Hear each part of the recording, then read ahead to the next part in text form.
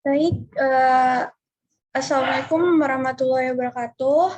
Perkenalkan, nama saya Anjani Dwi Tajayanti. Di sini saya ingin mempresentasikan tugas kelompok saya mengenai mata kuliah lingkungan binaan berkelanjutan. Dengan nama kelompok yang pertama ada saya sendiri, Anjani Dwi Tajayanti dengan NPM 2015-01-2050 dan Jihan Putri Hairani 2015-01-2044. Untuk materi pertama, saya sendiri yang akan membacakan mengenai prinsip-prinsip arsitektur berkelanjutan. Yang pertama ada pengertian atau definisi, contoh penerapan, prinsip kerja atau sistem berkelanjutannya. Di sini prinsip arsitektur itu ada 9. Yang pertama ada urban ekologi, energi strategi, water, waste, material, community in neighborhood, ekonomi strategi, culture invention, dan operational management. Prinsip-prinsip arsitektur berkelanjutan. Yang pertama ada urban ekologi atau ekologi perkotaan. Memiliki kriteria arsitektur berkelanjutan berupa melindungi lingkungan, melindungi flora dan fauna, optimasi sumber daya alam, dan keseimbangan nutrisi. Yang kedua ada energi strategi atau strategi energi. Merupakan sebuah upaya yang bisa mendaur ulang energi keluar menjadi energi baru sehingga dapat dimanfaatkan kembali. Yang ketiga ada water atau air. Menggunakan air hujan sebagai konsumsi air pada bangunan. Yang keempat, ada waste atau limbah, sebuah upaya yang dilakukan untuk mengurangi limbah sampah yang keluar dari bangunan. Yang kelima, ada material. Dalam pengaplikasiannya, memiliki beberapa kriteria seperti menggunakan material lokal setempat, menggunakan material hasil daur ulang, menggunakan material sistem fabrikasi. Yang keenam, ada community in neighborhood. Komunitas lingkungan memiliki kriteria antara lain hubungan antara manusia, komunitas, hak asasi manusia, dan social needs. Yang ketujuh ada ekonomi strategi atau strategi ekonomi. Memiliki kriteria antara lain mengurangi kemiskinan, membuka lapangan pekerjaan baru, dan mengurangi senjangan sosial. Yang kedelapan ada culture invention atau pelestarian budaya. Memiliki kriteria sebagai berikut, memiliki adaptasi dengan budaya di mana bangunan dibangun dan budaya bermukim secara tradisional. Yang kesembilan ada operational management atau manajemen operasional. Memiliki kriteria sebagai berikut, kebutuhan pemeliharaan, manajemen operasional limbah buang, manajemen operasional air, manajemen operasional sumber energi baru, dan manajemen operasional sumber daya alam. Yang pertama, ada pengertian dan definisi dari urban ekologi. Urban ekologi adalah studi ilmiah tentang hubungan organisme hidup satu sama lain dan sekitarnya dalam konteks lingkungan perkotaan. Lingkungan perkotaan mengacu pada lingkungan yang didominasi oleh bangunan perumahan dan komersial dengan kepadatan tinggi, permukaan beraspal, dan faktor terkait perkotaan lainnya yang menciptakan lanskap unik yang tidak mirip dengan sebagian besar lingkungan yang dipelajari sebelumnya di bidang ekologi. Tujuan ekologi perkotaan adalah untuk mencapai keseimbangan antara budaya manusia dan lingkungan alam. Urban ekologi merupakan bidang studi terbaru dibandingkan dengan ekologi secara keseluruhan. Metode dan studi ekologi perkotaan mirip dan terdiri dari subset ekologi. Studi tentang ekologi perkotaan semakin penting karena lebih dari 50% populasi dunia saat ini tinggal di daerah perkotaan. Pada saat yang sama, diperkirakan bahwa dalam 40 tahun ke depan, 2% penduduk dunia akan tinggal di pusat-pusat kota yang berkembang. Proses ekologi di lingkungan perkotaan sebanding dengan proses di luar konteks perkotaan. Namun, jenis habitat perkotaan spesies yang menghuninya tidak terdokumentasi dengan baik. Seringkali penjelasan atas fenomena yang diteliti di lingkungan perkotaan serta memprediksi perubahan karena urbanisasi menjadi pusat penelitian ilmiah. Yang berikutnya ada pengertian definisi dari energi strategi. Energi strategi adalah rencana aksi untuk mengelola pasokan, pengadaan, biaya, dan efisiensi energi di semua bidang termasuk arsitektur. Strategi energi dapat memungkinkan untuk memanfaatkan dan mengelola tingkat dan penggunaan energi puncak dan di luar puncak sambil membuat keputusan yang tepat tentang sumber energi alternatif seperti energi matahari agar menganggarkan biaya dan mewujudkan penghematan energi masa depan. Strategi energi yang direncanakan dan diterapkan dengan hati-hati dapat menawarkan investasi. Yang memilih untuk menerapkan strategi energi berarti membuat keputusan tepat untuk menjadi pintar untuk masalah kebutuhan energi mereka. Yang berikutnya ada pengertian definisi dari water atau air. Air yaitu suatu zat yang tersusun dari unsur kimia hidrogen dan oksigen dan berada dalam bentukan gas, cair, dan padat. Air adalah salah satu senyawa yang paling banyak dan penting. Cairan yang tidak berasa dan tidak berbau pada suhu kamar memiliki kemampuan penting untuk melarutkan banyak zat lainnya. Fungsi air sangat esensial bagi semua kehidupan. Meski nampaknya kini air tersedia di mana-mana, namun air bersih adalah hal yang paling penting untuk dapat diakses semua makhluk hidup untuk keberlangsungan hidup ya. Ada dua sumber air, yaitu air permukaan dan air tanah.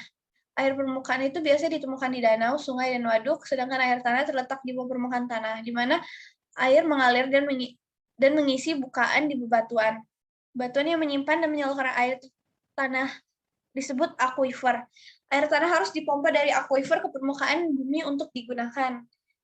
Konsumen menerima air dari salah satu dari dua sumber, yaitu sumber pribadi dan sistem air kotak.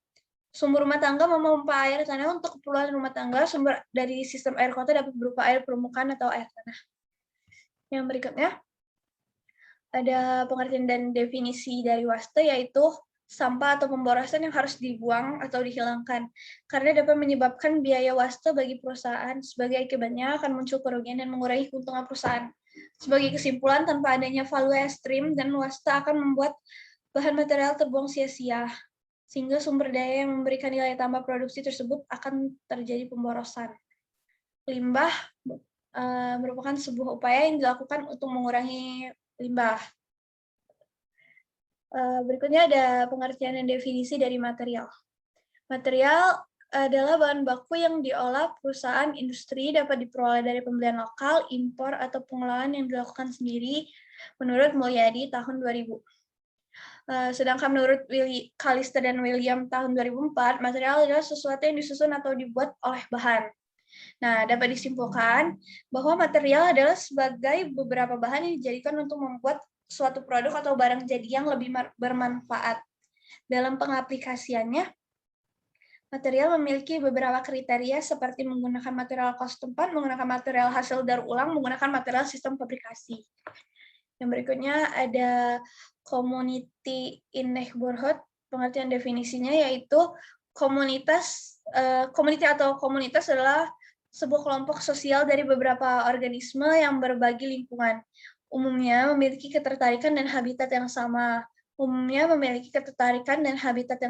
Komunitas adalah sebuah kelompok sosial dari beberapa organisme yang berbagi lingkungan. Umumnya memiliki ketertarikan dan habitat yang sama.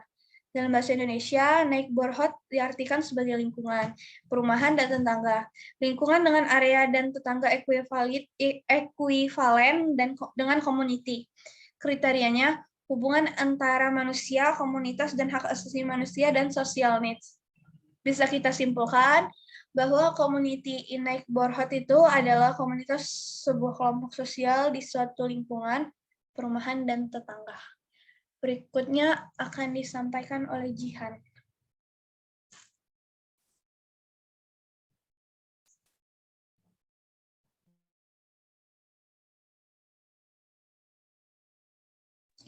Yang selanjutnya adalah ekonomi strategi. Pengertiannya adalah strategi ekonomi adalah suatu kajian yang relatif baru di tengah berkembangnya ilmu ekonomi yang berkembang pesat dan dalam hubungannya dengan ilmu ekonomi pembangunan atau economy development. Baik ide dan konsep yang bisa diaplikasikan oleh para pengambil kebijakan suatu daerah atau region dalam mempercepat suatu ekonomi, yakni menciptakan pertumbuhan atau growth dan kemakmuran ekonomi atau prosperity. Strategi ekonomi menurut Bruce R. Scott dari Harvard University adalah lebih simpel dalam bentuk penjelasan kayak gini. Nomor yang pertama itu sebuah visi daerah atau desire of future states, itu bentuk ideal ekonomi yang ingin diwujudkan. Terus yang kedua itu sebuah batas waktu atau time frame, yaitu kapan bentuk ekonomi ideal tersebut ingin dicapai. Yang ketiga itu beragam kebijakan dan strategi serta badan pelaksana atau pendukung. Struktur sumber daya yang diperoleh dialokasikan untuk mobilisasi.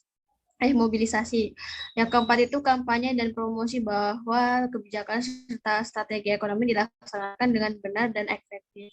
Kriterianya ekonomi strategi itu adalah mengurangi kemiskinan, membuka lapangan pekerjaan, dan mengurangi kesenjangan sosial.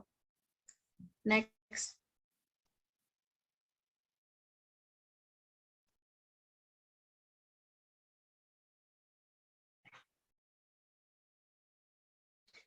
Terus yang selanjutnya itu ada culture invention.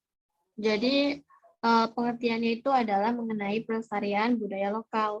Menurut Jacobs dan Jabar, itu mengemukakan bahwa pelestarian norma lama bangsa atau budaya lokal adalah mempertahankan nilai-nilai seni budaya, nilai tradisional, dengan mengembangkan perwujudan yang bersifat dinamis serta menyesuaikan dengan situasi atau kondisi yang selalu berubah dan berkembang. Kelestarian ini tidak mungkin berdiri sendiri, oleh karena itu dia selalu berpasangan dengan perkembangan, dalam hal ini kelangsungan hidup. Kelestarian merupakan aspek stabilitas kehidupan manusia, sedangkan kelangsungan hidup merupakan percerminan dinamika. Ini menurut Sukanto pada tahun 2003. Memiliki kriteria culture invention itu kriteria adalah memiliki adaptasi dengan budaya di mana bangunan dibangun dan budaya bermukim secara tradisional. Next. Yang selanjutnya ada operational management. Pengertiannya menurut Harjanto adalah manajemen operasional itu suatu proses yang berkesinambungan dan efektif dalam menggunakan fungsi-fungsi manajemen untuk mengintegrasikan berbagai sumber dengan daya secara efisien dalam rangka mencapai tujuan. Dari sini kita dapat hubungkan operasional manajemen memiliki kriteria sebagai berikut, yaitu kebutuhan pemeliharaan, manajemen operasional limbah buang, manajemen operasional air, manajemen operasional sumber energi baru, dan manajemen operasional sumber daya alam. Selanjutnya, kita masuk ke contoh penerapannya. Kita ngambil contohnya itu adalah penerapan prinsip arsitektur berkelanjutan pada perancangan Kampung Pangan Lestari di Mojosongo, Kecamatan Jebles, Kota Surakarta. Pertama itu contoh penerapan urban ekologinya. Jadi prinsip pertama itu ekologi perkotaan. Arsitektur berkelanjutan memiliki peran penting dalam mewujudkan iklim perkotaan yang baik dari segi lingkungan, dinamika kehidupan. Kelestarian ekologi perkotaan dari yang diterapkan itu pertama dari tapak. Jadi tapaknya itu berlokasi di RT 1 RW 29 Kota Mojosongo, Kecamatan Jebles, memiliki ketentuan KDB sebesar 45-60%. Ini menurut Perda Kota Surakarta nomor 8 tahun 2009. Hasil observasi menunjukkan kurang lebih 50% dari lahan tapak tertutup oleh vegetasi. Jadi ini dimanfaatkan untuk prinsip ekologi, yaitu memaksimalkan ruang hijau. Hal ini diwujudkan dengan menerapkan KDB sebesar 60% untuk kawasan tersebut. Lalu sebisa mungkin tetap mempertahankan vegetasi dalam kawasan. Lihat di gambar 2 itu adalah site-nya. Dan selain dengan memaksimalkan ruang hijau, itu juga dibuat fasilitas seperti produksi pangan dari hasil kebun maupun ternak yang ada dalam kawasan sehingga dapat dinikmati penghuni dan pengunjung. Hal ini dilandasi kondisi lingkungan di sekitar yang sudah mengenal gagasan pangan lestari sehingga pembuatan fasilitas produksi pangan dinilai dapat mengembangkan potensi tersebut. Pembuatan fasilitas tersebut meliputi kebun dan peternakan. Next.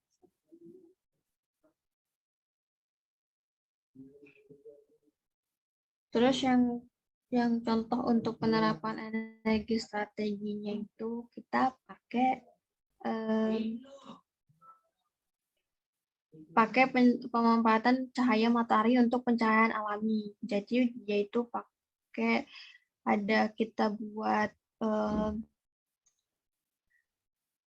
eh, jadi pemanfaatan cahaya matahari untuk pencahayaan alami dengan pengolahan bentuk massa cantilever dan pemberian jarak antara massa sehingga cahaya dapat masuk di sela-selanya. Hal ini diilustrasikan dengan warna orange pada gambar 5. Cahaya matahari tersebut juga dapat digunakan untuk kebutuhan listrik dengan pembuatan area solar harvester. Terus lanjut ke contoh penerapan water. Jadi untuk penerapan water itu kita kan dari data yang didapat itu kualitas air PDAM kurang baik karena beberapa sumber airnya tercemar limbah pabrik. Jadinya diputuskan bahwa sumber air yang memungkinkan adalah air sumur tanah dalam. Sementara itu sistem distribusi air yang dinilai tepat untuk kawasan adalah downfeed sistem, yaitu pengaliran dan distribusi air dari tangki atas ke outlet dengan gaya gravitasi, terus didistribusikan dengan sistem downfeed juga. Memiliki kelebihan tidak terlalu memakan banyak energi. Terus air dari sumur artesis dipompa ke ground reservoir dan terus kemudian masuk ke filter, dipompa ke tangki atas untuk selanjutnya dapat digunakan di masing-masing fasilitas. Lihat gambar 6 untuk ilustrasinya.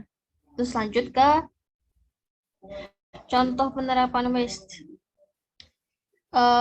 Prinsip keempat itu kan pengelolaan limbah. Sampah limbah itu dapat dibagi menjadi sampah cair, padat, dan gas ya. Untuk berdasarkan kondisi lingkungan kegiatan kawasan kita itu kedekatannya itu dengan fasilitas pembuangan sampah TPA Puri. Yang TPA Putri Cempu itu kita buangnya ke situ. Terus ada metode juga yaitu 3R, yaitu reuse, penggunaan kembali, terus reduce yaitu mengurangi penggunaan, dan recycle yaitu daur ulang.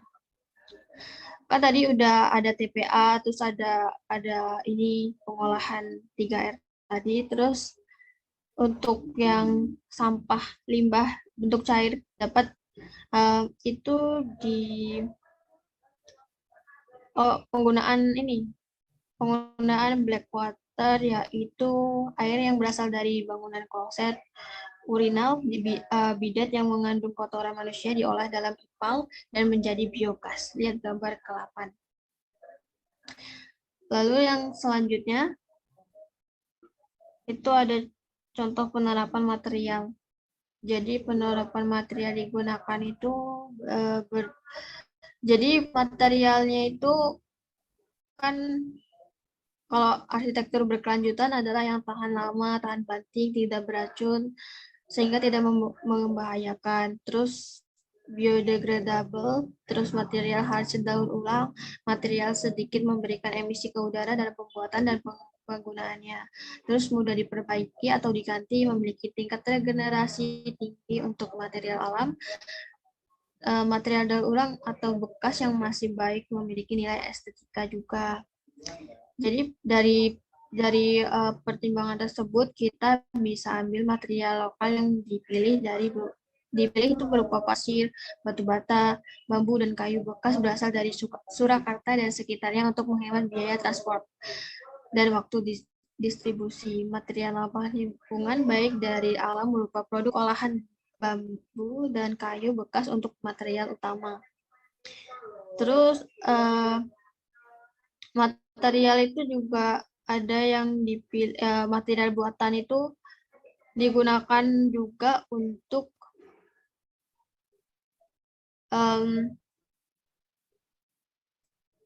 lebih efisien dalam pemasangan. Itu yang dipilih itu misalnya kayak expanded polystyrene, bahan menggunakan kayak styrofoam gitu. Terus ada glass block, kaca, linoleum, terus ada plastik UV dan paranet. Lihat gambar ke-9. Ya pokoknya material fabrikasi itu yang digunakan memiliki ketahanan yang baik dan mudah untuk diaplikasikan sehingga akan mempermudah pekerjaan tukang. Hal ini berimbas pada efisiensi waktu dan biaya pembangunan. Yang selanjutnya itu ada untuk community in neighborhood itu dibuat kayak ruang berkumpul gitu. Lihat di gambar 10 itu. Kan bentuk penerapannya ini kan dilakukan dengan memaksimalkan ruang berkumpul dalam komunal di tiap fasilitas yang ada dalam kampung pangan lestari. Kegiatan komunitas seperti berkebun bersama pada hari libur, makan bersama, dan sebagainya juga dapat dilakukan. Proses produksi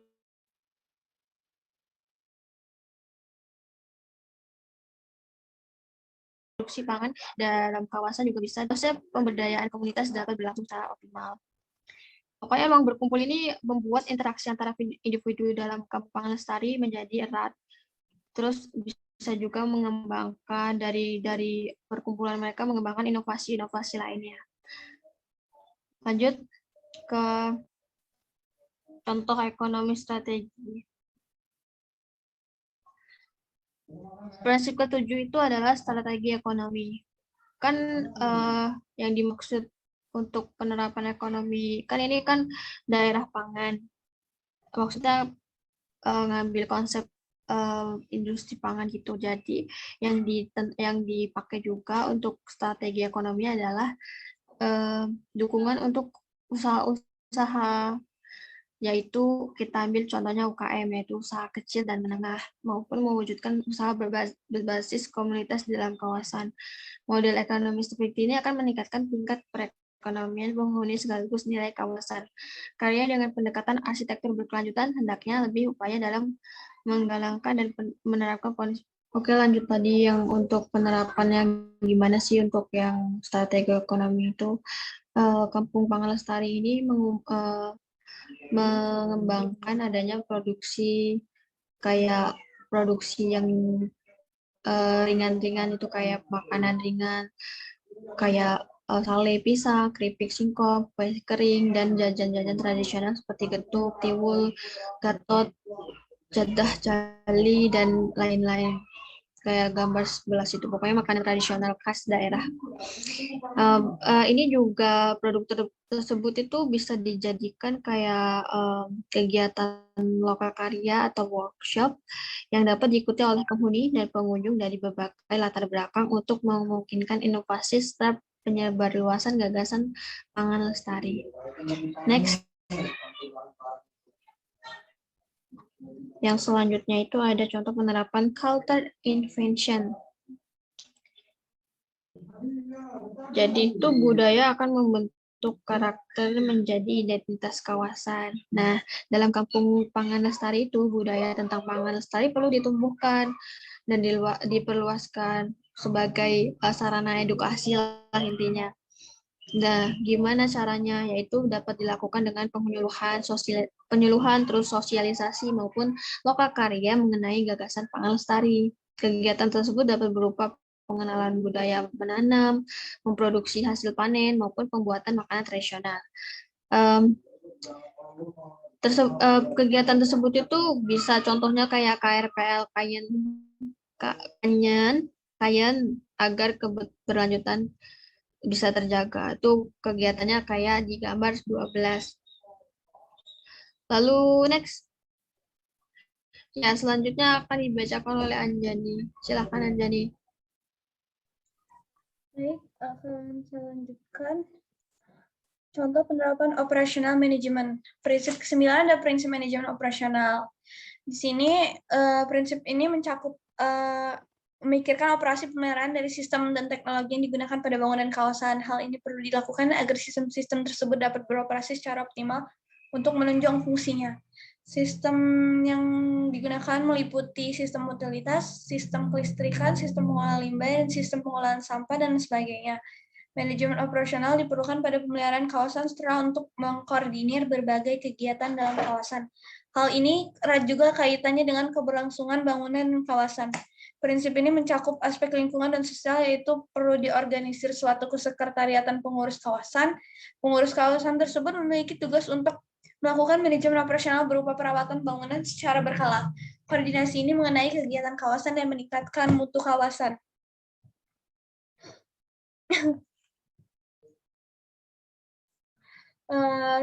prinsip kerja dan sistem berkelanjutannya. Prinsip kerjanya, aspek lingkungan direncanakan dengan menggunakan prinsip ekologi perkotaan, strategi energi, manajemen air, dan manajemen limbah dan material. Prinsip ekologi perkotaan diterapkan dengan memaksimalkan ruang hijau atau koefisien dasar bangunan sebanyak 60%, mempertahankan vegetasi yang ada untuk maksimal dalam tapak dan menambah fasilitas produksi pangan. Prinsip strategi energi diterapkan dengan perancangan pasif pada bangunan untuk memaksimalkan penghawaan dan pencahayaan alami, serta penggunaan energi matahari untuk alternatif kebutuhan listrik. Prinsip manajemen air diterapkan melalui konservasi air, water treatment yang efisien, serta sustainable urban drainage berupa pembuatan biopori untuk resapan air. Prinsip manajemen limbah diterapkan pada proses pengolahan kawasan dengan pengolahan dan penggunaan kembali sampah organik, serta pengolahan limbah cair menjadi biogas maupun sebelum dibuang. Prinsip material diterapkan dengan pemilihan material berdasarkan kriteria material berkelanjutan. Aspek sosial direncanakan dengan menggunakan prinsip komunitas dan dalam kawasan dan penciptaan budaya. Hal ini diwujudkan dengan maksimalkan ruang berkumpul pada fasilitas yang ada dalam Kampung Pangan Lestari dan memaksimalkan kegiatan komunitas baik di dalam kawasan maupun dari luar kawasan untuk menyebarluaskan gagasan pangan lestari. Aspek ekonomi direncanakan dengan menerapkan prinsip strategi ekonomi. Strategi ekonomi yang dilakukan adalah dengan memproduksi makanan ringan dan jajanan lokal atau tradisional dan kemudian dijual kepada pengunjung kawasan. Selain itu juga diadakan acara-acara workshop untuk memungkinkan inovasi produk dan meningkatkan kualitas produk sehingga nilai jual semakin tinggi. Hal ini diharapkan dapat menaikkan taraf hidup masyarakat dalam Kampung Pangan Lestari tersebut. Prinsip manajemen operasional diterapkan untuk melakukan perencanaan kelembagaan yang mendukung aspek lingkungan sosial. Apa sistem keberlanjutannya? Tujuan utama konsep sustainable architecture itu adalah untuk mencapai kesadaran lingkungan dan sumber daya di masa yang akan datang, yang terus berkelanjutan kualitasnya, dan daya dukungnya dalam rangka untuk tetap dapat menjalankan proses pembangunan yang terus berkelanjutan pula.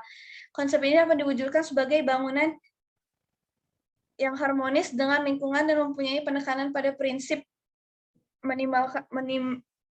meminimalkan kerusakan. Dengan menerapkan prinsip-prinsip arsitektur yang ada dapat menciptakan sistem keberlanjutan suatu daerah dalam membangun lingkungan yang menerapkan sistem arsitektur berkelanjutan atau yang biasa disebut sustainable architecture. Diharapkan perencanaan Kampung Pangan Lestari di Mojongso, Kecamatan Jebrus, Kota Surakarta menciptakan dampak baik bagi lingkungan dan pembangunan yang ada. Dan ini sumber-sumbernya. Baik, sekian presentasi yang dapat saya dan Jihan sampaikan. Kurang lebihnya kami mohon maaf. Assalamualaikum warahmatullahi wabarakatuh.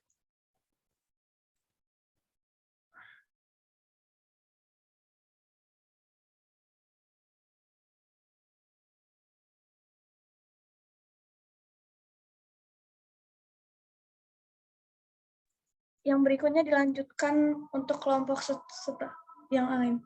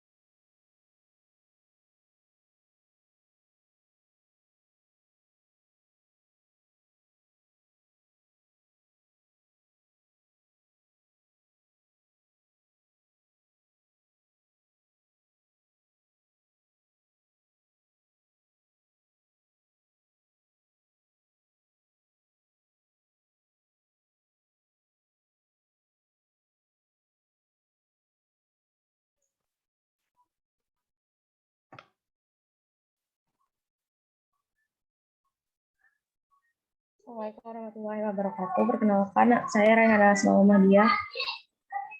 Nomor pokok mahasiswa 2015012056 dan Tasya Sandopa 2015012016 akan mempresentasikan presentasi lingkungan binaan dan berkelanjutan.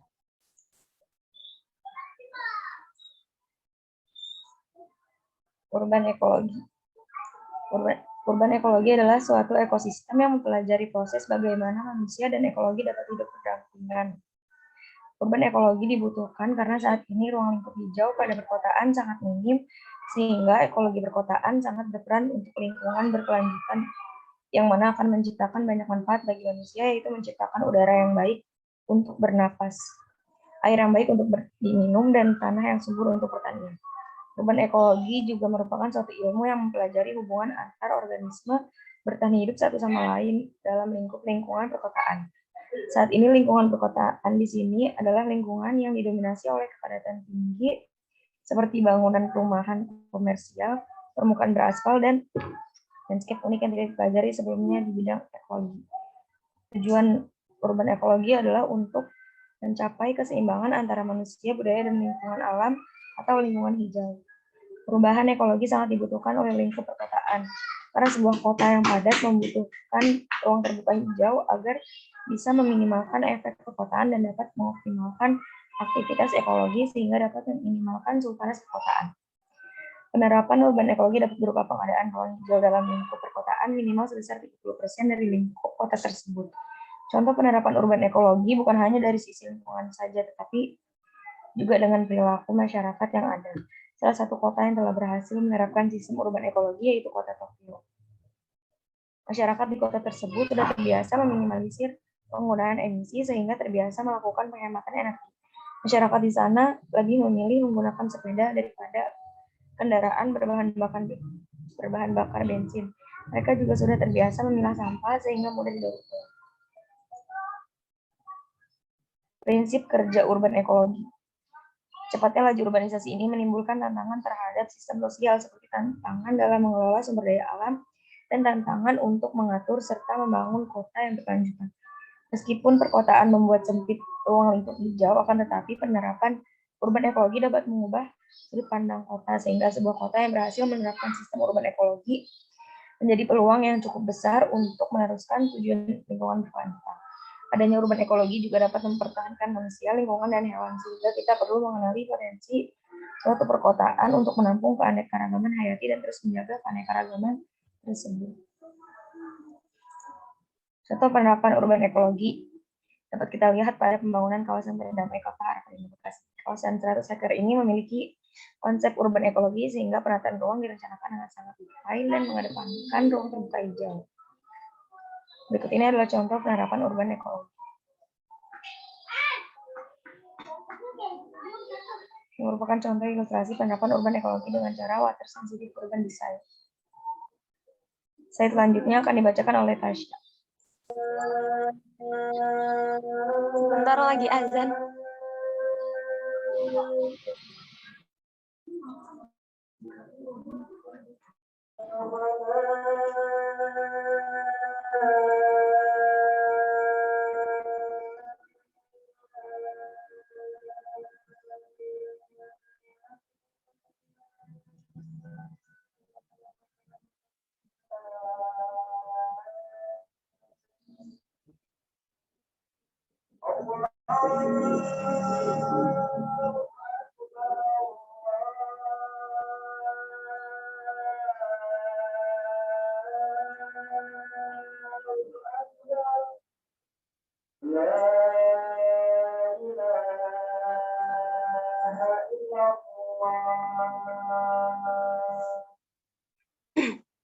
Oke, next untuk materi selanjutnya yaitu energi strategi. Dalam penggunaan energi secara bijak merupakan suatu cara yang tepat dalam mencapai bangunan yang berkelanjutan. Dalam pengoperasian bangunan, penggunaan energi yang sedikit mungkin itulah baru dikatakan bangunan yang ideal sebagai bangunan green atau bangunan hijau. Dalam aspek energi, tujuan utama dalam pembangunan adalah memungkinkan penggunaan untuk mempertahankan atau meningkatkan kualitas mereka. Dengan menghasilkan gas buang seminimal mungkin, beberapa pendekatan dapat dilakukan untuk meminimalis dampak terhadap lingkungan. Pertama, menganalisis energi bangunan dan diganti dengan energi alternatif tanpa mengurangi manfaatnya. Kedua, mengupayakan low energy building dan terdapat aspek yang perlu dipertimbangkan seperti yang pertama ada high standard for energy, kemudian ada existing building, kemudian ada positive solar energy, kemudian ada natural ventilation, ada friendly beat system, kemudian ada ground temperature dan shading and cooling. Next. Pemanfaatan energi secara cerdas merupakan prinsip yang teramat penting dalam arsitektur hijau. Energi memiliki peran yang vital dalam arsitektur. Karakteristik dalam bangunan berpengaruh pada kebutuhan energi. Berikut faktor yang mempengaruhi, yaitu pertama, ada lokasi, kondisi iklim, lokasi ketinggian, dan kondisi lingkungan berpengaruh kepada kebutuhan energi. Kedua ada lahan, yaitu kondisi lahan berpengaruh terhadap kondisi topografi, dimensi, dan ketinggian air tanah. Yang ketiga ada masa bangunan, yaitu tingkat konsumsi energi dipengaruhi oleh bentuk, jumlah, ketinggian, serta arah orientasi bangunan. Yang keempat ada organisasi ruang, yaitu sistem pengelompokan ruang dan penataan ruang yang berpengaruh terhadap konsumsi energi. Yang kelima ada elemen bangunan, yaitu elemen-elemen pembentuk bangunan seperti atap, dinding, dan lantai yang berpengaruh terhadap konsumsi energi bangunan. Kemudian ada pencahayaan, yaitu ada dua tipe pencahayaan. Pertama pencahayaan alami dan yang kedua adalah pencahayaan buatan, yang dimana juga berpengaruh terhadap penggunaan energi bangunan. Yang ketujuh ada penghawaan, yaitu ada dua tipe, yaitu penghawaan alami dan buatan. Yang kedelapan ada utilitas, yaitu pemilihan material yang hemat energi dapat membuat desain utilitas yang hemat. Selain itu, pemilihan desain yang hemat dan pendek juga mempengaruhi pemakaian energi bangunan. Yang sembilan ada struktur, yaitu penggunaan struktur yang ringan dan tidak boros energi, serta material lokal merupakan salah satu cara menekan cost energi. Next.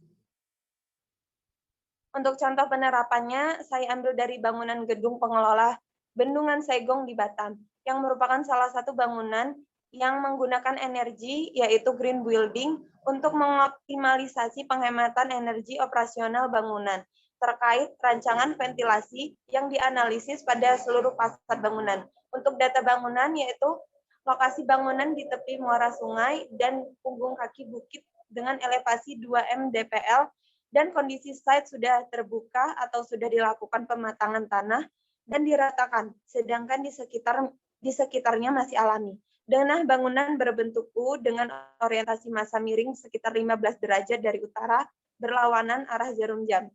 Itu adalah gambar gedung kantor pengelola Bendungan Saigong.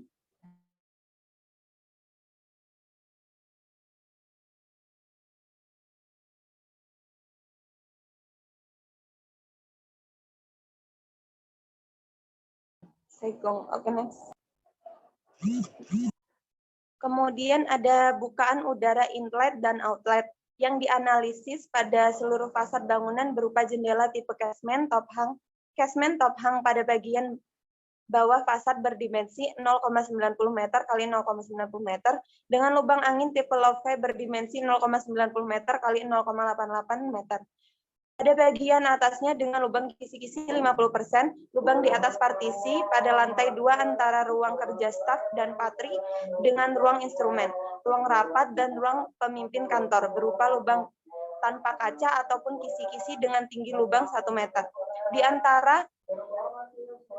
antara ruang staf dan patri terdapat partisi dari lantai hingga plafon dan berbentuk jalur sirkulasi selebar 3 meter. Luas bukaan untuk perhitungan airflow dan ACH adalah luas fisik dikalikan faktor elevasi dalam mengalirkan udara. Bukaan bagian bawah tipe casement top hang memiliki efisiensi 75%, sedangkan bagian atas tipe Louvre diasumsikan 50%. Untuk perhitungan airflow dan ACH dilakukan reduksi kecepatan angin karena arah angin tidak frontal tegak lurus bukaan dan mengalami pembelokan di dalam ruangan. Dengan asumsi bila arah angin tegak lurus, bukaan kecepatan geraknya 100%, dan saat arah angin sejajar, bukaan kecepatan geraknya 0%. Maka diasumsikan terjadi reduksi sesuai kemiringan arah angin terhadap bukaan masing-masing yang sesuai pembelokan yang terjadi masing-masing. Terkait desain bangunan, dilakukan lagi reduksi airflow sebesar 30% pada grid tangga sirkulasi, yaitu angin terhalang bordes dan jalur sirkulasi hanya sebesar anak tangga, dan 50% pada grid di mana tempat secondary skin. Next. Kemudian ini adalah contoh untuk sirkulasinya. Yang gambar pertama yaitu lubang dan jalur sirkulasi udara. Untuk gambar kedua adalah secondary skin pada dinding. Next. Water sustainability merupakan suatu kemampuan untuk memenuhi kebutuhan air tanpa mengurangi kebutuhan tersebut terhadap generasi mendatang seperti apa yang dilakukan pada saat ini. Dengan cara melakukan pendekatan teknis, lingkungan, ekonomi, estetika, landscape, sosial, dan budaya. Contoh penerapan water sustainability adalah toilet tanpa air dan cuci mobil tanpa air yang penggunaannya membantu mengurangi tekanan air dan mengamankan pasokan air yang berkelanjutan. Sumber air yang berbeda dapat digunakan secara berkelanjutan dengan cara memperhatikan satu permukaan air. Jika water sustainability terjalankan dengan baik, bendungan dapat menyediakan pasokan air yang berkelanjutan karena strukturnya dapat digunakan sebagai pembangkit listrik, irigasi, pencegahan banjir, pengalihan air, dan navigasi. 2. Tanah. Jika jumlah air yang masuk keluar dan yang disimpan dalam sistem dapat dikonservasi dengan baik, maka air tanah dapat menjadi pasokan air yang berkelanjutan. 3. Desalinasi. Banyaknya kebutuhan terhadap air tawar membuat proses desalinasi juga sebagai efektif untuk lingkungan berkelanjutan. Akan tetapi, keberlanjutan desalinasi dapat ditingkatkan jika digabung dengan energi terbarukan seperti melalui tenaga surya.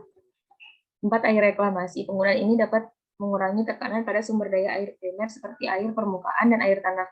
Sistem ini sangat dibutuhkan untuk lingkungan berkelanjutan, terutama pada bidang irigasi atau penggunaan industri. Contoh prinsip kerja water sustainability dapat diterapkan pada pertanian, industri, dan energi, sistem domestik, kota, ekosistem yang dapat diuraikan dengan cara sebagai berikut. 1. Pertanian. Prinsip berkelanjutan dalam bidang pertanian dapat dilakukan dengan sistem IWRM, yaitu sistem perencanaan dan pelaksanaan partisipatif untuk mengelola dan mengembangkan sumber daya air dengan cara menyeimbangkan kebutuhan sosial dan ekonomi. Sistem ini menjamin perlindungan ekosistem bagi generasi mendatang. 2. Industri dan energi melakukan penghijauan di daerah sekitar industri karena pepohonan dapat melakukan filterisasi terhadap pencemaran air serta dapat menetralkan udara yang kotor. 3. Sistem domestik. Bioteknologi sangat berperan pada prinsip kerja berkelanjutan sistem domestik karena hal ini dapat mengurangi jenis limbah baru. 4. Kota. Pada lingkungan perkotaan, sistem Green City berperan besar pada keberlanjutan lingkungan karena konsep itu sangat mengarah pada kelestarian air. Salah satu contoh dari sistem itu mengadakan daerah penyerapan air hujan. Hal ini sangat berkontribusi dalam pencadangan sumber daya air. 5. Ekosistem. Danau merupakan salah satu prinsip kerja latar sustainability karena danau dapat menjaga ekosistem yang ada pada lingkungan sekitarnya, seperti dapat menjadi pusat keseimbangan penghijauan yang ada. Berikut adalah contoh ilustrasi penerapan desalinasi pada prinsip berkelanjutan air.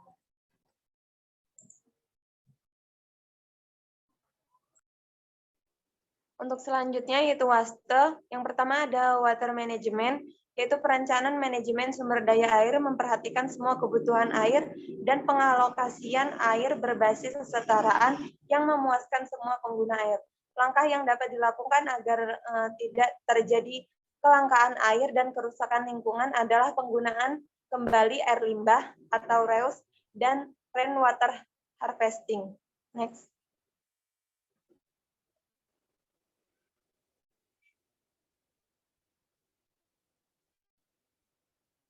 Selanjutnya ada reduce, reuse, and recycle, dan renewable material, yaitu pengoptimalan penggunaan material yang ada dan meminimalkan penggunaan material yang baru pada suatu bangunan, sehingga pada akhir bangunan dapat digunakan kembali untuk membentuk tatanan arsitektur lainnya.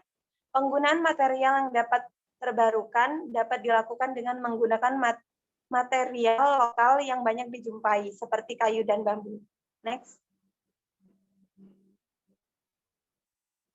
Untuk contoh penerapannya, saya ambil dari bangun kantor Balai TAMS 1, yang merupakan salah satu bangunan yang menerapkan manajemen air, yaitu penerapan zero waste dengan pengolahan air limbah domestik. Jadi air buangan dari kantin, air buangan dari office, dan air buangan dari asrama itu airnya dikelola, kemudian dimanfaatkan kembali untuk penyiraman tanaman dan flashing. Next. Kemudian ada material. material sustainable dapat diterapkan dengan sistem green material, yaitu penggunaan material yang mengandung aspek ramah lingkungan, sehingga dapat berkontribusi dalam lingkungan berkelanjutan. Aspek yang dilihat untuk menciptakan green material, yaitu yang pertama ada mampu mendukung konservasi energi, kedua mampu mendukung konservasi atau penghematan air, yang ketiga ada kandungan zat emisi yang lebih minimal, keempat ada memberikan kontribusi dalam menciptakan kualitas dalam ruang yang sehat, kelima ada memberikan kontribusi terhadap kemampuan menciptakan bangunan ramah lingkungan dan kesehatan. Kemudian ada pemilihan material yang dapat diperbarui bukan berarti sepenuhnya, tetapi material lainnya diperbolehkan asal tetap menganut asas ekonomi yang kuat. Ada aspek yang perlu diperhatikan dalam pembangunan material, yaitu recycle material, renewable material, conservation for nature resource, low embodied energy material, kemudian ada no ozone dan no volatile. Selanjutnya, untuk melakukan sistem keberlanjutan material sustainable, maka penerapan reduce dari konsep 3R sangat diperlukan, terutama pada elemen fondasi, dinding struktural, pintu dan jendela, dinding eksterior dan interior, rangka atap, plafon, dan lantai. Selanjutnya ada material lokal yang menyumbang kontribusi terhadap material sustainable karena penggunaan material lokal dapat memperkecil jejak karbon. Next. Contoh penerapan prinsip material berkelanjutan, saat ini sudah banyak bangunan yang berhasil menerapkan prinsip material berkelanjutan. Sebuah material dapat dikatakan ramah lingkungan dan dapat berperan pada sustainable arsitektur jika material tersebut memiliki eco-label yang merupakan bahwa material tersebut sudah memenuhi syarat. Syarat tersebut adalah low toxicity, minimal emission, low VOC assembly, recycled content, resource efficient, recyclable, local product, affordable, healthy material, improved IEQ.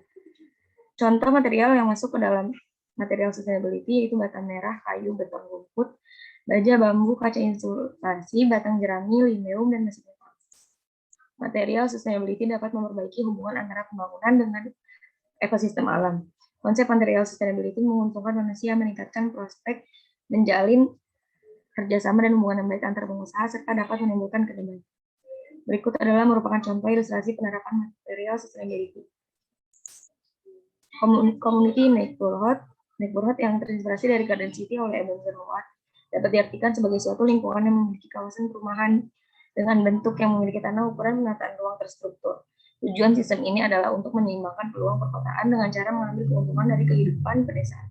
Contoh penerapan di Northwest Crossing, prinsip yang diambil merupakan prinsip dari lingkungan tua Oregon, yaitu Ben yang memiliki masyarakat sehat dan lingkungan layak huni. Setiap rumah di sini dianjurkan untuk menerapkan RFTENCH Certificate, yaitu merupakan program yang membahas isu-isu bangunan hijau seperti efisiensi energi, daur ulang bahan bangunan, landscape, dan air, dan kualitas udara dalam ruangan. Area ini juga memiliki beragam jenis rumah dengan campuran gaya arsitektur, dengan ketersediaan jalan, terjangkaunya fasilitas bisnis, 2 sekolah, dan area yang disiapkan untuk penyediaan lapangan pekerjaan dalam komunitas. Berikut adalah contoh ilustrasi penerapan community neighborhood di Northwest Crossing. Selanjutnya adalah ekonomi strategi.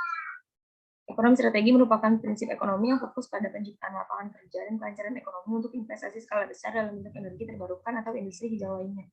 Ekonomi ini memiliki tujuan agar manusia tidak bergantung pada ekosistem alam karena dapat menimbulkan dampak merugikan berupa perubahan iklim dan pemanasan global. Ekonomi ini juga dapat meningkatkan kesejahteraan dan keadilan sosial. Contoh penerapan ekonomi strategi pada pembangunan Bengkulu yang berkelanjutan. Penerapan ini diserahkan oleh Akar Foundation yang merupakan organisasi penggerak tata kelola sumber daya alam. Dalam konsep ekonomi strategi yang ditawarkan oleh Akar Foundation tersebut terangkum dalam 7 prinsip, 21 manifesto, 7 koridor, dan 7 skema pembangunan ekonomi strategi Provinsi Bengkulu. Konsep ini disusun berdasarkan pengalaman kerja lapangan dalam mitigasi perubahan iklim dan reposisi ruang kelola rakyat sejak tahun 2017. Karena kondisi Bengkulu yang merupakan daerah rawan bencana dan merupakan daerah yang menjadi sasaran rencana investasi pembangunan nasional atau daerah yang masih berbasis sumber daya alam primer. Berikut adalah contoh ilustrasi penerapan ekonomi strategi. Selanjutnya ada culture inventation. Culture inventation atau pelestarian budaya memiliki kriteria adaptasi dengan budaya, di mana bangunan dibangun dan budaya bermukim secara tradisional. Untuk contoh penerapannya, saya ambil dari perancangan budaya Bali dengan pendekatan ekokultural. Untuk lokasi tapak berada di Jalan Gatot Subroto, Kota Denpasar, Pulau Bali dengan Pulau Bali. Kemudian terletak di area pusat kota dengan batas tapak berupa kantor pemerintahan, fasilitas umum, dan taman kota Lumintang. Luas tapak sebesar 7.750 meter persegi. Kemudian basement maksimal 2 lantai dan KDH minimal 10%. Kondisi existing tapak difungsikan sebagai lahan parkir untuk pusat pemerintahan di sekeliling tapak. Namun terdapat beberapa masalah seperti level permukaan tanah yang lebih rendah dari GSB yang tidak sesuai peraturan. Oleh karena itu, lokasi tapak diasumsikan sebagai lahan kosong karena tidak mendukung konsep ekokultural. Next.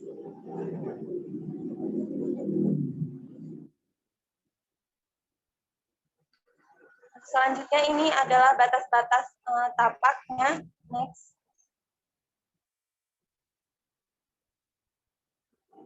Kemudian untuk penerapannya digunakan penerapan idealized concept of place. Penerapan idealized concept of place dalam perancangan Balai Budaya Bali yang sejalan dengan konteks budaya dan iklim lingkungan adalah dengan membangun koneksi dengan kawasan. Secara fisik, bangunan Balai Budaya Bali menerapkan strategi desain pasif yang sejalan dengan konsep teknologi lokal pada kriteria desain teknologi ekokultural. Penerapan desain pasif pada bangunan Balai Budaya Bali antara lain evaporasi melalui kolam pada landscape dan rongga pada susunan dinding bata. Kemiringan atap yang memusatkan aliran air hujan untuk digunakan kembali.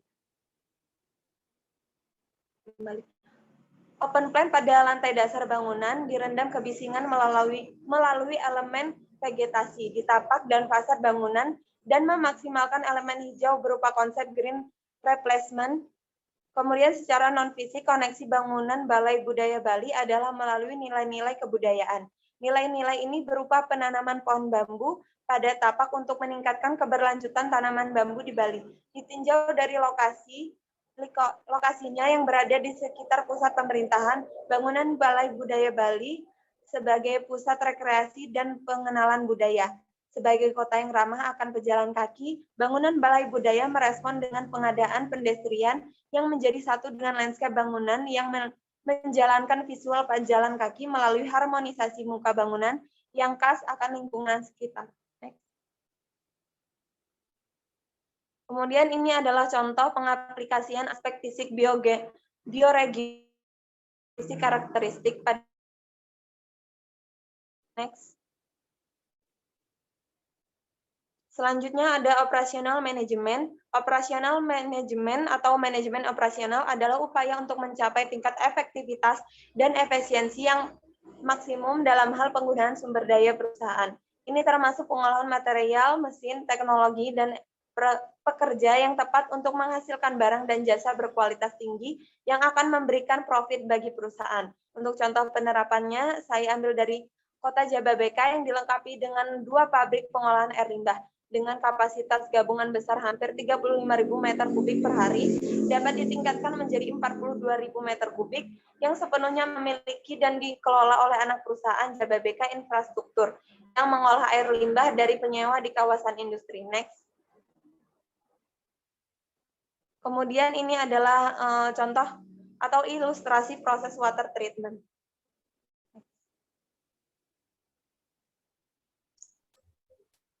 Sekian presentasi dari kelompok kami. Kurang lebihnya mohon maaf. Assalamualaikum warahmatullahi wabarakatuh. Ini pertama ada urban ecology, yang kedua ada energi strategi, yang ketiga water, keempat waste, kelima material, keenam community neighborhood, ketujuh economic strategy, ke-8 cultural invention, dan ke-9 personal management.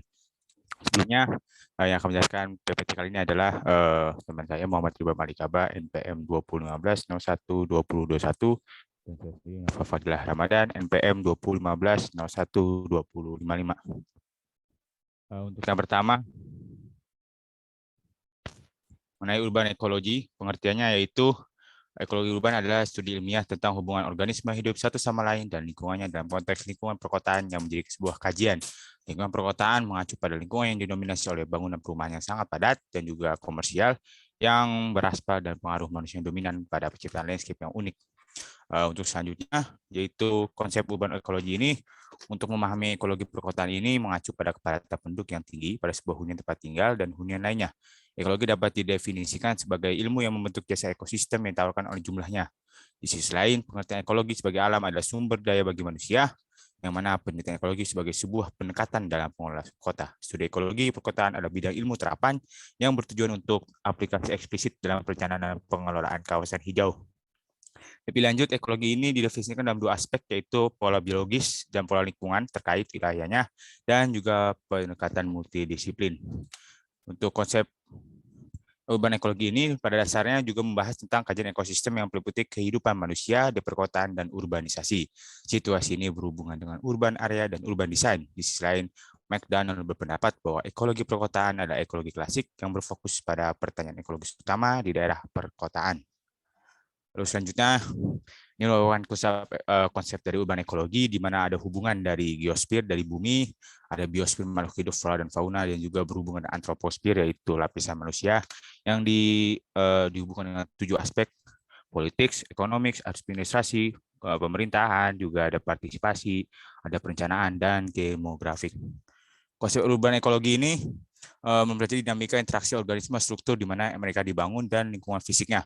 Penduduk kota yang sangat kompleks sehingga interaksi penduduk kota dengan alam yang cenderung sulit karena daerah perkotaan ini juga mengandung habitat juga dari ruang terbuka hijau dan biotip lainnya yang itu bermanfaat bagi manusia. Namun kebiasaan dari paradigma warga kota yang sebagian besar menghabiskan waktunya dalam ruang membuat mereka cenderung tidak memperhatikan keberlangsungan lingkungan hidup. Ini merupakan konsep urban ekologi di mana ada 3 aspek tadi, yaitu berhubungan dengan geo dan biosfer, di mana ada bagian atmosfer, biosfer, pedosfer, dan hidrosfer yang saling berkaitan dengan antroposfer. Ada dwelling location, traffic, planning, economic, dan environmental protection. Lalu, apa saja peninjauan dari urban ekologi? Yang pertama ada evolusi, yaitu terkait dengan evolusi dan ekologi makhluk hidup dalam cakupan urban. Dan ada juga non-fisik, aspek non-fisik, yaitu dari ekonomi, budaya, politik, dan sosial. Dan terakhir adalah adanya interaksi, yaitu interaksi manusia dengan lingkungannya. Masalahnya adalah urban area itu ada 3, yaitu dengan space atau ruang. Itu adanya degradasi lahan kota dari pengembangan konstruksi yang menimbulkan sebuah masalah. Lalu ada urbanisasi, yaitu perpindahan dari kota, dari desa ke kota yang menyebabkan banyak penduduk itu desentralisasi ke kota yang menyebabkan masalah dari aglomerasi seperti masalah ekonomi, kemacetan, bencana alam dan sebagainya, dan juga ada disaster, yaitu terkait bencana alam, banjir, pencemaran udara, tanah dan air dan sebagainya. Lalu tantangannya untuk pemerintah terkait urban ekologi adalah green space, lahan terbuka hijau, di mana perlu ada integrasi terkait lingkungan terbuka hijau ini harus ditingkatkan. Lalu juga dengan sistem, yaitu merancang ulang produksi dan konsumsi, mengatasi metabolisme yang tidak berkelanjutan, dan juga manusianya people, yaitu untuk mengaktifkan kesadaran masyarakat untuk turut berkontribusi. Lalu selanjutnya, bagaimana menjadi kota yang sehat? WHO mendefinisikan kesehatan sebagai perkotaan yang terus menciptakan dan meningkatkan lingkungan fisik dan sosial serta mengembangkan sumber daya manusia untuk berkolaborasi dengan semua fungsi kehidupan dan mencapai potensi maksimalnya. Ide kota sehat ini merupakan sebuah kerangka berpikir yang lahir dari sebuah permasalahan urban. Sehingga dari masalah urban ini, maka salah satu solusinya adalah membentuk sebuah kota yang sehat. Lalu ada perbandingan antara urban dengan kesehatan mental, permasalahan kesehatan mental, di mana penelitian oleh Christina Sundquist dan rekannya pada tahun 2004 tentang hubungan antara urbanisasi dan perkembangan gangguan kejiwaan adalah signifikan. Ini dilakukan di Kanada, di mana 68% orang itu mengalami kesehatan mental, di mana 68% dari laki-laki dan 77% dari perempuan, dan di mana 12% dari laki-laki itu mengalami masa depresi dan 20% dari 77% perempuan mengalami depresi. Sehingga untuk mencari kota yang sehat ini melalui sebuah pola hemat ruang, hemat energi yang dikombinasikan dengan pola transportasi dan sirkulasi, aliran energi, siklus udara, dan struktur habitat yang sesuai dengan prinsip keberlanjutan.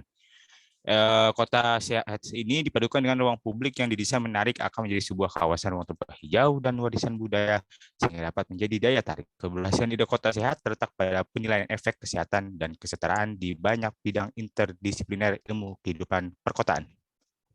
Selanjutnya, cara menjadi kota yang sehat yang pertama adalah yang clean, yang bersih, juga sistem yang berkelanjutan, yang ketiga adanya suportif, adanya dukungan dari orang-orang, lalu yang keempat adanya pengaruh dari publik pada tokoh-tokoh penting, yang kelima adalah terpenuhinya kebutuhan dasar seperti air, makanan, hunian, pengamanan, terus juga pemasukan dan sebagainya. Yang keenam ada akses to variety, adanya keberagaman, dan ketujuh adanya vital, adanya terkait inovasi dan keberagaman dari urban economy. Yang kedelapan adanya untuk mempromosikan budaya dan juga peninggalan atau peninggalan dari biologi, peninggalan sejarah. Dan kesembilan itu kesehatan, tempat sehat seperti rumah sakit itu menjadi optimal. Yang ke-10 adanya status kesehatan yang baik, dan terakhir adanya kota yang kompatibel. Study case diambil dari jurnal Wisang Cynthia 2015, ini mengkaji terkait kota Manado dengan kondisi geografis sekian dan memiliki keadaan topografi tanah yang bervariasi dan batas administratif sebelah utara dengan Kecamatan Wori, timur pada di Kecamatan di Membe, selatan dengan Kecamatan Pineleng, dan barat bagian Teluk Manado, Laut Sulawesi. Tadi case ini mengevaluasi, yang pertama mengevaluasi ekologi koridor hijau, yang kedua mengidentifikasi faktor-faktor yang mempengaruhi berkurang atau hilangnya habitat makhluk hidup, yang ketiga menganalisa koridor dan struktur habitat jalur hijau. Berdasarkan masalah yang telah ditemukan, maka yang dicapai adalah metode yang digunakan yaitu deskriptif kualitatif dengan secara sistematik, sedangkan metode penelitiannya yaitu menggunakan metode survei atau SIGI. Dan analisa datanya mencakup variabel yang terdiri dari besaran komposisi dan struktur vegetasi dan mengidentifikasi keragaman tipe habitat. Dalam mengidentifikasi keragaman komposisi akan dideterminasikan sebagai presentasi tutupan lahan yang meliputi area hutan kota, area terbangun, dan area sungai. Data spesies temuan pada lokasi penelitian berdasarkan temuan pada lokasi yang dipilih akan dianalisa secara deskriptif, kualitatif, dan analisa pemetaan yang selanjutnya dilakukan dengan identifikasi faktor-faktor lanskap. Dalam pengasuhan lengkap diintegrasikan dengan data zoning dan penggunaan lahan. Untuk pembutuhan nilainya skala 0 sampai 4 yaitu nilai mutlak untuk setiap sub, dan dalam penelitian ini total skor kurang 15 terwakili oleh tipe koridor hijau dengan kondisi buruk dan sedikit vegetasi. Terus tipe koridor ini dijelaskan ada 3 tingkatan, skor 16 sampai 35 itu menjelaskan tentang moderate atau rata-rata dari keragaman struktur vegetasi, tutupan vegetasi, dan komposisi vegetasinya. Tipe koridor hijau ini definisi dalam tingkatan 2 sampai 2 skor, yaitu lebih dari 36, yang mengindikasikan kawasan atau koridor yang lebar dengan struktur vegetasi yang tinggi. Ini merupakan hasil pembuatan nilainya terkait dengan kriterianya, dan ini merupakan hasil dari penelitiannya, yaitu koridor hijau skor 40, koridor hijau sungai 45, hutan kota 50, koridor hijau jalan 25, dan kawasan koridor hijau lingkar luar kota yang masuk dalam wilayah kecamatan mendapat skor 15. Dan ini merupakan zoning wilayah hijaunya. Sehingga kesimpulannya bahwa keterbatasan lahan dan koneksi lahan, konservasi lahan, maka kondisi koridor hijau di wilayah penelitian ini, Kecamatan Malalayang, masih sangat terbatas. Dari data penelitian ini, maka wilayah ini hanya 0,5 hektar untuk area sungai di mana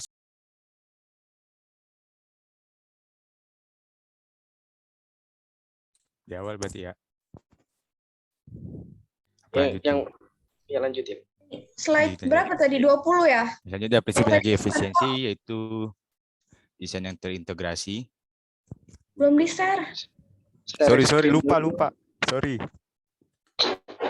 Lupa. Dah.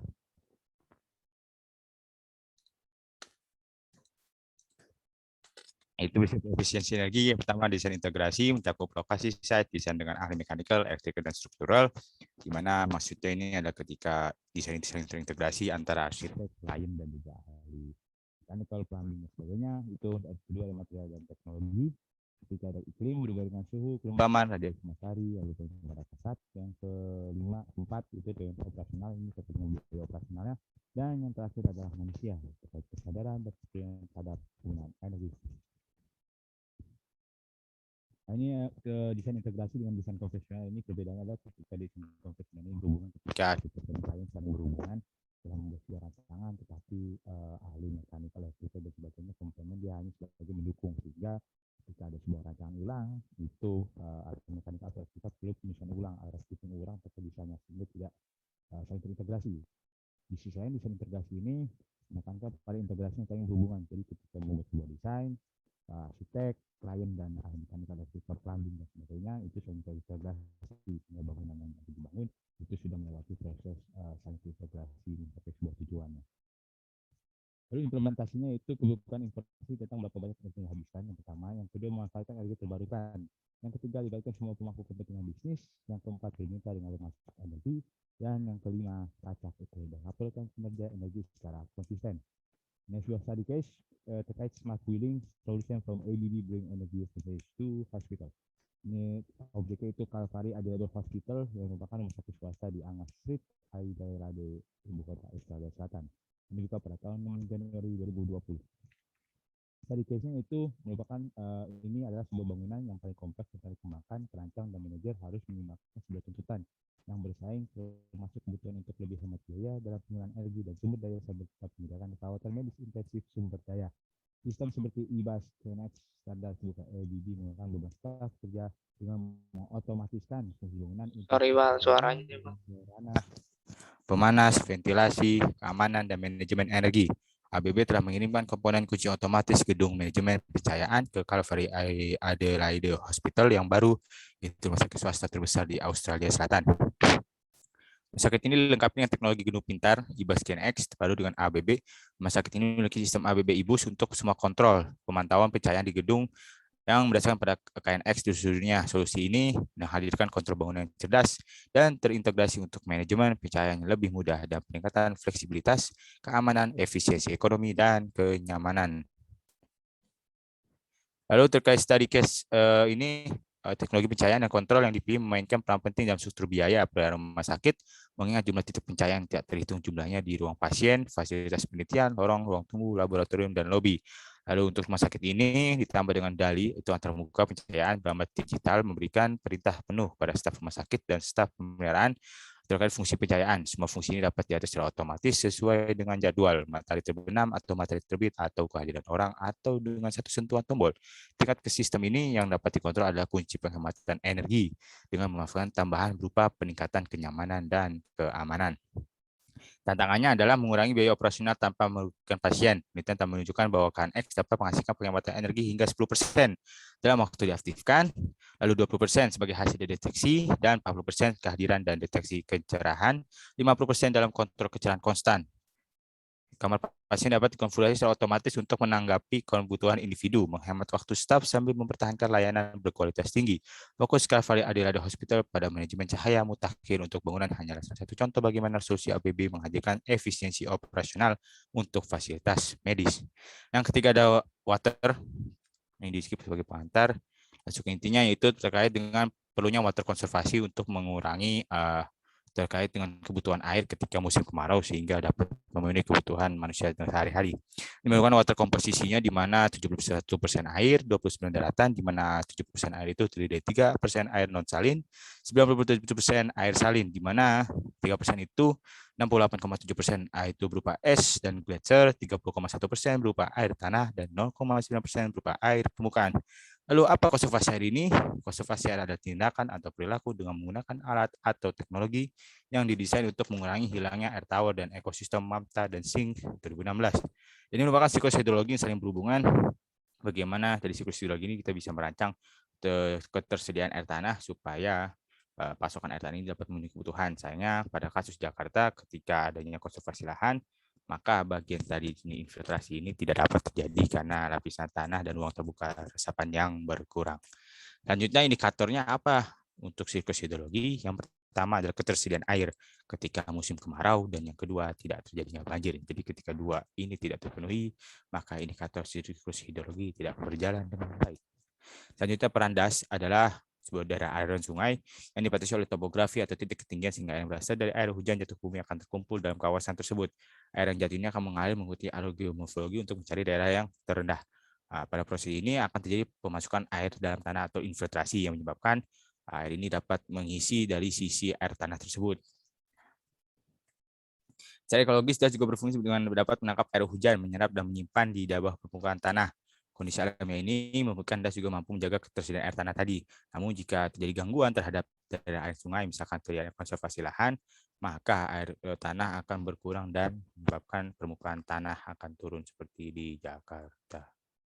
Ini merupakan masalah urbanisasi yang berhubungan dengan konservasi air tadi, di mana ketika adanya tingginya penduduk menyebabkan kebutuhan lahan itu meningkat dan peningkatannya kebutuhan air, sehingga adanya konservasi lahan yang menyebabkan lahan resapan berkurang dan juga menyebabkan berkurangnya volume air tanah karena dieksploitasi, sehingga menyebabkan permukaan air tanah turun seperti di Jakarta tadi dan menyebabkan air laut itu masuk ke dalam air tawar, mengintrusi dari air minum air tanah tadi, sehingga air tanah akan terancam dan tidak bisa digunakan untuk kebutuhan sehari-hari.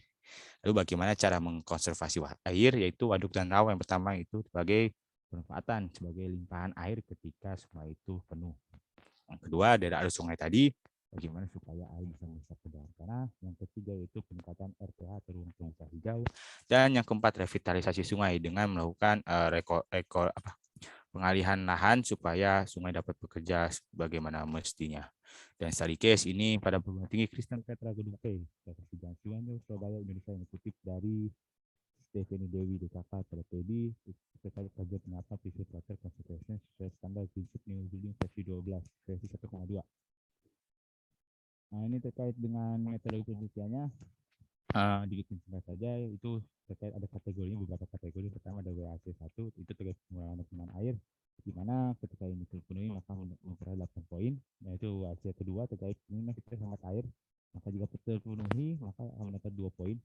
Lalu ada WAC 3 ini terkait dengan daur ulang air, ketika terpenuhi akan mendapat 2 poin. WAC 4 terkait alternatif water resource, ini jika terpenuhi akan mendapat 1 poin. WAC 5 jika terpenuhi terkait penampung air hujan maka mendapat 3 poin, dan WAC 6 terkait efisiensi penggunaan air lanskap akan mendapatkan 1 poin. Untuk penambahan WAC 2 ada potensinya. Yang pertama, untuk WAC 2 ini untuk nomor 3 poin, ketika 75% fitur air yang digunakan harus hemat air, misalnya tipe fitur urinoir dan kloset mata air yang diterapkan dan yang ditujukan dalam tabel.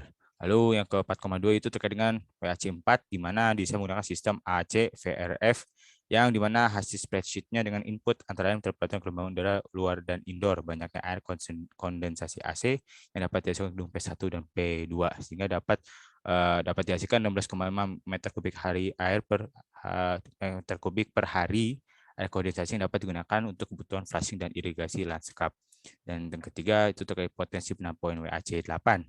Ini untuk mendapat peroleh 1 poin terkait dengan mengadopsi teknologi irigasi inovatif yang hemat air. Contohnya adalah produk Rainbird. Maka kesimpulannya, perencanaan gedung P1 dan P2 telah mempertimbangkan aspek-aspek water konservasi. Lalu yang kedua, total persentase penghematan air mendapat 56% fitur hemat air dan daur ulang grey water adalah 71,3%. Total poin berpotensi dicapai oleh gedung P1 dan P2 sesuai desain ini adalah 17 poin dari total 20 poin untuk kredit WAC 1 sampai 6 telah dijelaskan tadi. Lalu keempat, total poin yang berpotensi dicapai oleh gedung P1 P2 adalah 20 poin jika menerapkan usul-usulan penggunaan kloset hemat air. Lalu dari pengujian faktor yang diduga berpengaruh terhadap karakteristik penggunaan air baik oleh mahasiswa maupun dosen atau staf non-akademik, yang disebutkan bahwa faktor tersebut tidak berkorelasi terhadap karakteristik penggunaan air. Oleh karena itu, hasil kajian terdapat potensi poin yang dapat dicapai tidak terpengaruh oleh faktor-faktor perilaku pengguna air dan dapat dinyatakan valid. Untuk selanjutnya dikembalikan kepada Ibram. Ibram, persilakan. Yang keempat itu waste. Next.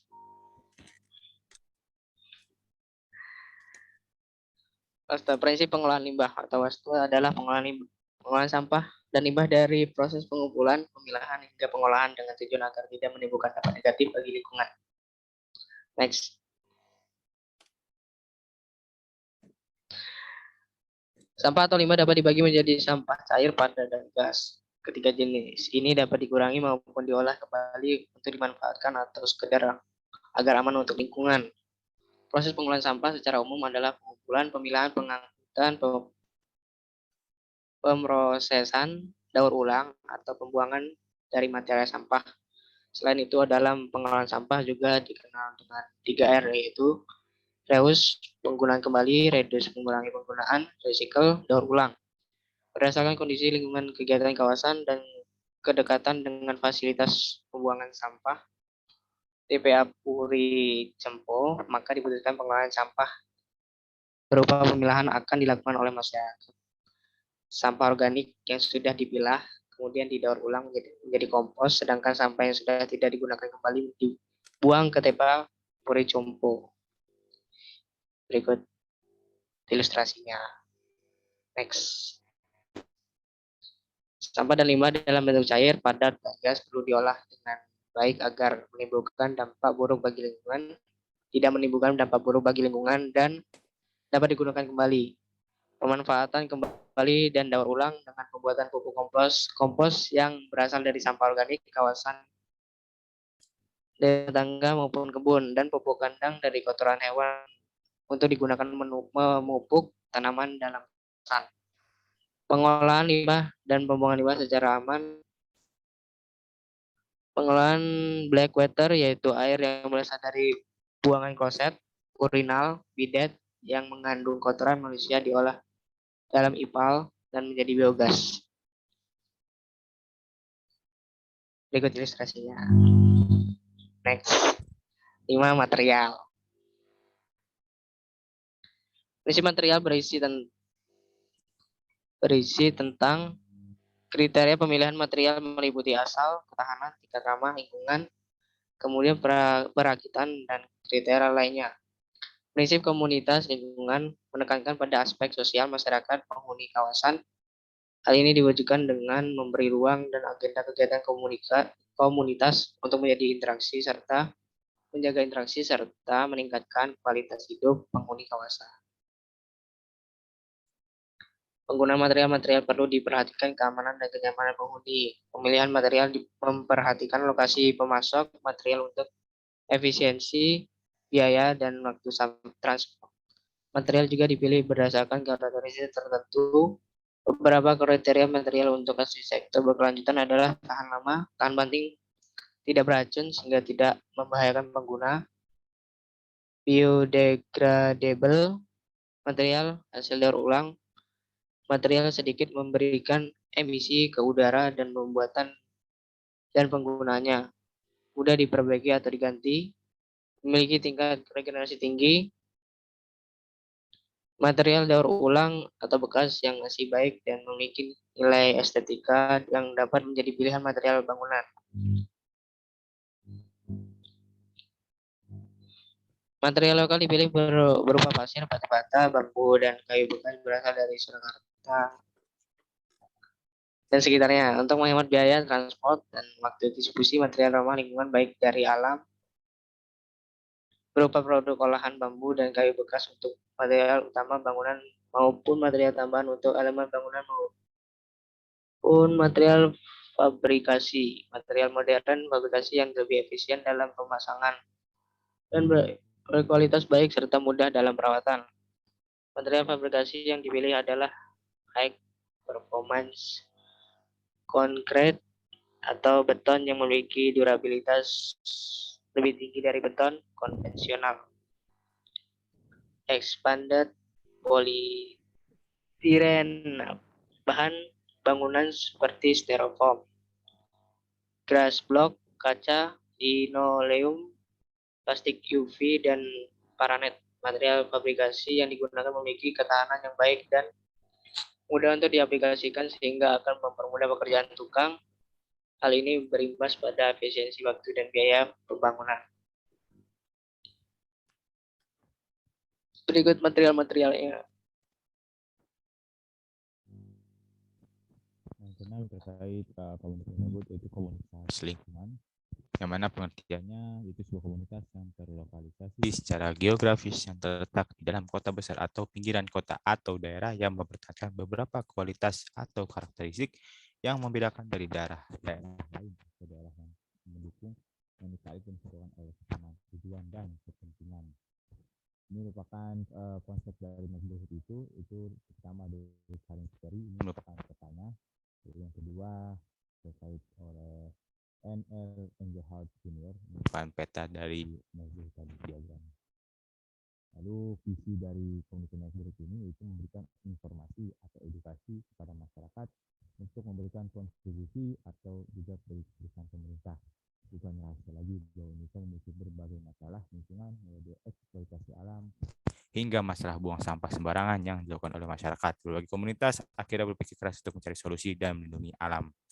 Tantangannya yang pertama adalah mindset atau sebuah pikiran dasarnya, yaitu banyak orang yang sedikit tidak peduli terhadap lingkungan sehingga akhirnya menyebabkan lingkungan menjadi rusak, dan yang kedua kurangnya edukasi dari pihak terkait dengan lingkungan. Implementasinya pertama yaitu terkait dengan peraturan, yaitu menerapkan sebuah peraturan yang terikat yang harus dipenuhi oleh masyarakat, seperti misalnya di Jakarta, yaitu dalam penggunaan kantong plastik ketika berbelanja di supermarket. Lalu pendekatan terkait dengan secara personal, baik agama, pendidikan sosial, bisa dalam sebuah webinar, course, atau sebagainya. Lalu terkait study case ini dari Taiful Awan, itu terkait strategi komunikasi Trust Hero Kendari dalam mengkampanyekan gerakan peduli lingkungan di Kota Kendari. Trust Hero melaksanakan kegiatan ini mengharapkan adanya perhatian dari masyarakat dan pemerintah agar terus mendukung dan berpartisipasi dalam usaha menjaga lingkungan dan mengurangi sampah. Oleh karena itu, Trust Hero ini aktif dalam mengkampanyekan gerakan mereka baik secara langsung maupun dengan menggunakan sosial media. Metodologinya itu menggunakan data kuantitatif, yakni penelitian yang bersifat interpretif dengan menggunakan berbagai metode dalam upaya untuk mengkaji permasalahan dalam penelitian dan menafsirkan suatu fenomena dengan menggunakan makna-makna yang informatif yang diberikan kepada hal-hal yang diteliti. Subjeknya adalah komunitas Trust Hero yang bertanggung jawab terhadap semua aktivitas komunikasi Trust Hero Kota Kendari kepada publik eksternal mereka. Itu hasilnya. Trust Hero sudah menggunakan cara yang interaktif dan memberikan edukasi kepada masyarakat dalam mengurangi limbah sampah. Selain itu juga mereka telah melewati sebuah pelatihan sendiri sebelum melakukan kegiatannya, yang dimana berdasarkan wawancara itu dapat diketahui dalam mempersiapkan anggota Trust Hero, yaitu melakukan pelatihan leader camp, yang mana kegiatan ini sebuah perwakilan Trust Hero dari berbagai daerah di Indonesia. Yang sayangnya ini belum adanya pelatihan yang secara eksklusif, secara khusus untuk memberikan materi terkait hal ini. Lalu di sisi lain juga Trust Hero memiliki kelemahan di beberapa aspek sehingga perlu adanya peningkatan, yaitu terkait dengan pembawaan konten yang dibawakan di media sosial itu yang cenderung monoton dan tidak adanya kreativitas, sehingga para pengonsumsi konten Trust Hero ini cenderung jenuh dan tidak peduli.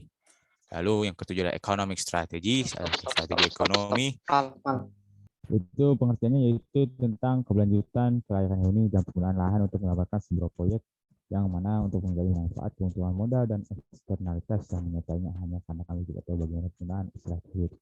Arsitektur ini tidak ada di luar ekonomi, dan pada kenyataannya itu bagaimana kita mengekspor bangunan secara langsung mempengaruhi ekonomi kota. Lalu bagaimana arsitektur bisa berpengaruh terhadap ekonomi? Yang mana kita ketahui bahwa arsitektur itu selalu menjadi cerminan kreativitas, rekayasa, dan kecakapan teknologi. Yang mana pada abad 21 ini, arsitektur telah berkembang bukan hanya sekedar praktik estetika, melainkan juga sebuah komunitas perekonomian yang bagaimana berhubungan dengan tekanan dari besar pertumbuhan penduduk, sehingga bagaimana lahan yang digunakan itu bisa menghasilkan, bisa memberikan keuntungan bagi pemiliknya.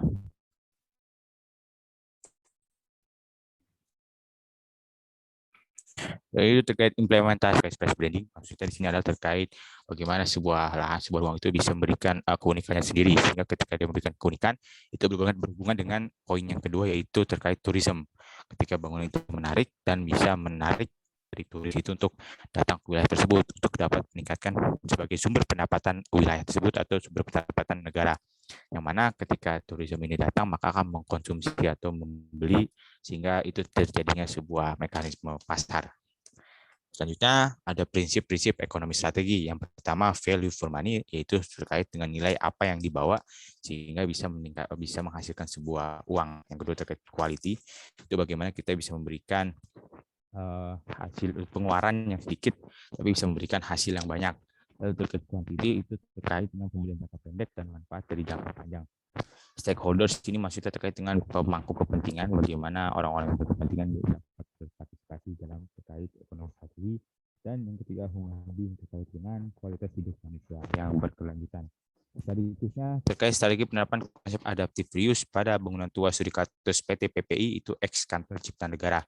Ini bangunan berada di Kota Tua Jakarta yang terkait dengan metode adaptive reuse. Metodenya menggunakan penelitian kualitatif komparatif. Metode ini merupakan penelitian bersifat objektif yang berinteraksi dengan fakta yang diteliti dan memberikan gambaran berupa studi. Lalu penelitian ini juga menggunakan pendekatan induktif yang berarti pendekatan yang mengumpulkan data terlebih dahulu lalu mengambil sebuah hipotesis. Di sisi lain, peneliti juga menggunakan metode penelitian kualitatif, historis, dan deskriptif karena mengambil beberapa data secara historis dan data informasi yang dianalisa maupun hasil analisanya berupa gambaran tentang suatu fenomena.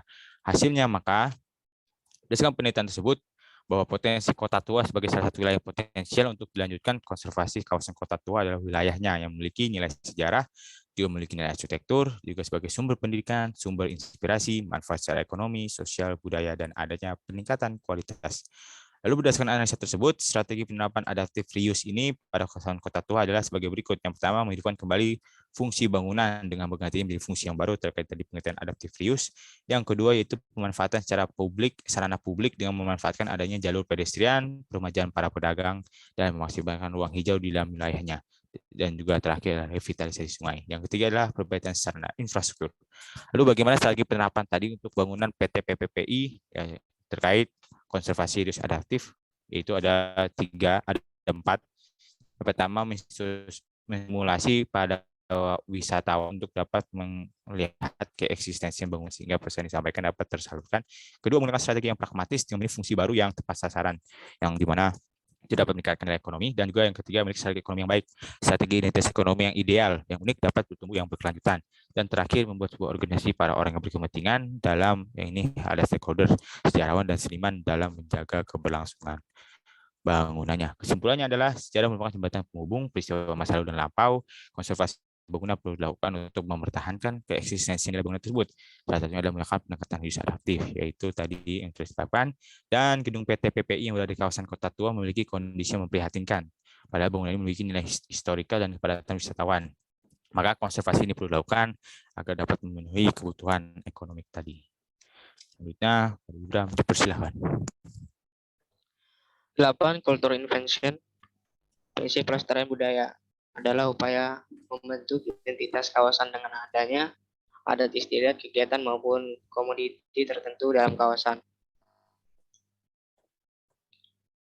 Prinsip pelestarian atau penciptaan budaya akan membentuk karakter dan menjadi identitas kawasan. Budaya yang dapat dikembangkan dapat berupa adat istiadat, makanan tradisional, keterampilan, ketukangan, dan sebagainya. Budaya juga dapat berupa kegiatan dengan spirit tertentu yang kemudian diteruskan ke generasi-generasi selanjutnya sehingga tercipta budaya yang berkelanjutan. Dalam kampung pangan lestari, budaya tentang pangan lestari perlu ditumbuhkan dan disebarluaskan. Hal ini dapat dilakukan dengan penyuluhan, sosialisasi maupun lokal karya mengenai gagasan pangan lestari. Kegiatan tersebut dapat berupa pengenalan budaya, menanam, memproduksi hasil panen maupun pembuatan makanan tradisional. Budaya panen tersebut perlu diperkenalkan pada generasi muda seperti pada KPK, RPL, KYN agar keberlanjutannya dapat terjaga. Kegiatan pengenalan budaya menanam tersebut selain dapat melestarikan gagasan pangan lestari dan menjaga keberlanjutan kawasan, juga dapat memungkinkan adanya inovasi baru dalam bidang penanaman maupun produk kawasan oleh para generasi. Contoh ilustrasinya. 9. Operasional manajemen. Prinsip manajemen operasional merupakan prinsip yang bertujuan memelihara kondisi dan kegiatan kawasan dengan membentuk organisasi atau pengurus kawasan. Prinsip manajemen operasional desain karya dengan pendekatan arsitektur berkelanjutan perlu memikirkan operasi pemeliharaan dari sistem dan teknologi yang digunakan pada bangunan dan kawasan. Hal ini perlu dilakukan agar sistem tersebut dapat beroperasi secara optimal untuk menunjang fungsinya. Sistem tersebut meliputi sistem utilitas, sistem kelestarian, sistem pengolahan limbah, sistem pengolahan sampah, dan lain sebagainya. Manajemen operasional diperlukan pada pemeliharaan kawasan serta untuk mengkoordinir berbagai kegiatan dalam kawasan. Hal ini juga erat kaitannya dengan keberlangsungan bangunan dan kawasan. Prinsip ini mencakup aspek lingkungan dan sosial, yaitu perlu diorganisir suatu sekretariatan pengurus kawasan. Pengurus kawasan tersebut memiliki tugas untuk melakukan manajemen operasional berupa perawatan bangunan secara berkala, koordinasi mengenai kegiatan kawasan, dan meningkatkan mutu kawasan. Next.